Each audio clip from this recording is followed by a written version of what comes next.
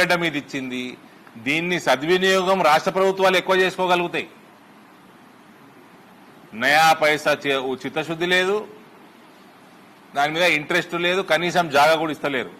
మొన్న పల్లెనారెడ్డి గారు ఉద్యమాన్ని దిగుతామంటే టక్కని ఫోన్ చేసిండు మహేష్ కుమార్ గౌడ్. ఫోన్ చేసి 10 రోజులు అవుతుంది, అన్న మా జిల్లా పరిషత్ ల్యాండ్ ఇచ్చేస్తున్నాము, కలెక్టర్ గారికి చెప్పేసినాము, కలెక్టర్ గారు లైన్లకు తీసుకున్నారు, ఫోన్లో కలెక్టర్ గారు ఒప్పేసుకున్నారు. దాని తర్వాత ఆ ఫోన్ పెట్టేసినాక కలెక్టర్ గారు ఫోన్ ఎత్తలేదు.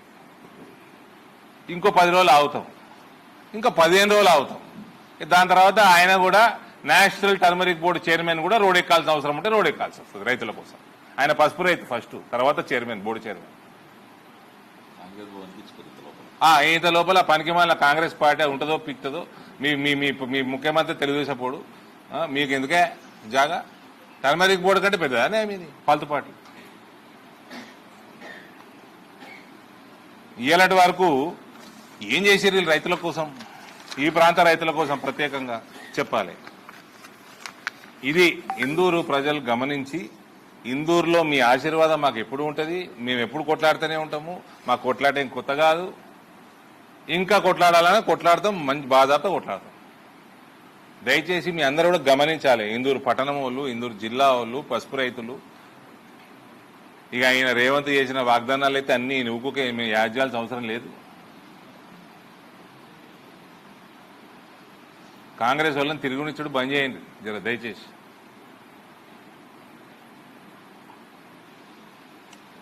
ఉందా any other subjects? Other thank you brother. చెప్పండి, ఏమైనా ఉంటే చెప్పండి మీరే.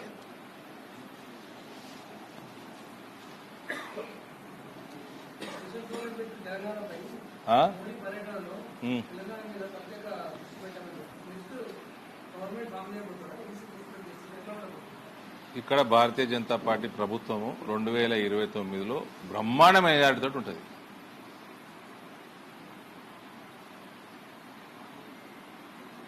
మేర్సే జుడిజావ్ అన్నట్టు చూసినావా? దాని సంగతి నాకు తెలియదు, వాళ్ళిద్దరి మధ్యలో సంభాషణ ఉంటే కానీ 100% బీజేపీ గౌరవంతో ఉంటుంది. హై టెన్షన్ రాజకీయాలు చూస్తారు మీరు నెక్స్ట్ 2 years. High tension.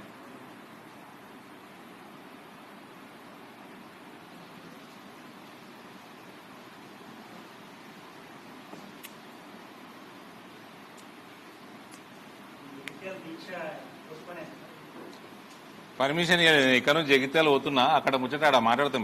4 గంటలకు ప్రెస్ మీట్ ఉంది ఆడ ఎస్పీ గారు కొంచెం కాంగ్రెస్ కార్యకర్త తయారయ్యిండు. సరే ఆయన సంగతి కూడా చూద్దాం, కానీ పర్మిషన్లు ఇస్తలేడు, కాంగ్రెస్ రంగులు చూసుకుంటున్నట్టున్నాడు. ఐపీఎస్ ఆఫీసర్ ప్రత్యేకంగా ఆయన జర యంగ్స్టర్ ఏమో జర జాగ్రత్తగా ఉండాలా. పెద్ద కెరియర్ ఉంది మీకు ముందు ముందు. అందరికీ సమానంగా న్యూట్రల్గా వ్యవహారం చేయాలి.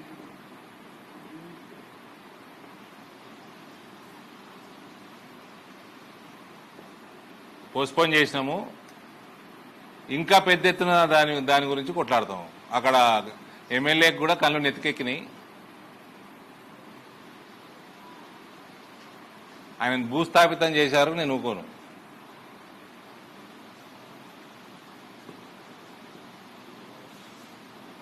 మళ్ళీ కూడా వాళ్ళ చెల్లెలకి ఆయన కొత్త పార్టీ పెట్టుకోవాలి. అర్థం కావద్దు, రాజకీయము ప్రపంచం అర్థం కాకుండా చేస్తాం. మళ్ళా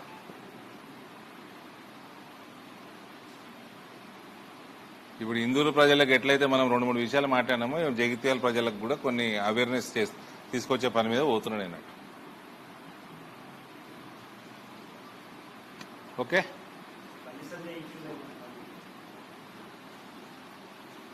చట్టం ఎవరికి చుట్టం కాదు.